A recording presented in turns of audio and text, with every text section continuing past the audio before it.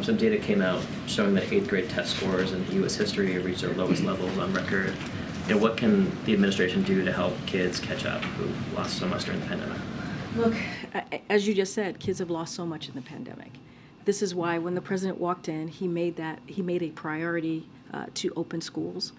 One of the things that was important to do to make sure that our kids who have lost so much were able to go back in-person school if they choose, have the resources that they needed to really succeed and move forward in their education. And we saw that, unfortunately, the pandemic had a unfortunate effect on our young people, on our kids.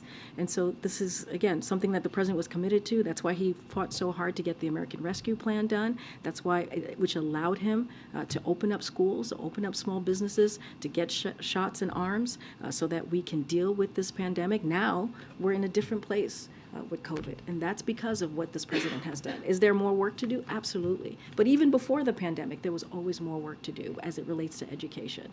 And so our Secretary of Education certainly is doing the work to do that. But yes, this is something that the president is concerned about, that the Secretary of Education is concerned about, and we're going to continue to do the work to make sure our kids have the resources that they need.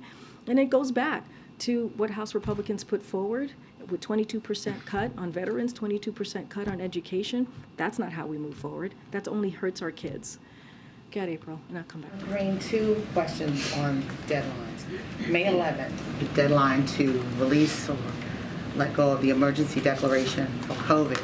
With that said, what happens to those who are uninsured when it comes to vaccines and the fear that since the declaration is lifted, that people will not look at getting vaccines thinking that COVID is over? Those 2 questions on that. There's a fear, we understand, that could happen once, because every time, like when you say there are no more, you don't have to necessarily wear masks, people thought it was over. And when the president said that we're not in the pandemic, people thought it was over. And now with the declaration being lifted. So ahead of May 11th, the administration will be sharing relevant additional information to prepare federal government and also the American people as we move out of the emergency phase of the pandemic. I was asked here yesterday about the COVID response office and what was going to happen. So one thing I do want to share with folks, in the omnibus budget package of fiscal year 2023, Congress called for the establishment of this office. This is the Office of Pandemic Preparedness and Response in the White House, and we are working to stand up this team, so we will have that team available. But again, we're going to have more information. I want to be very mindful.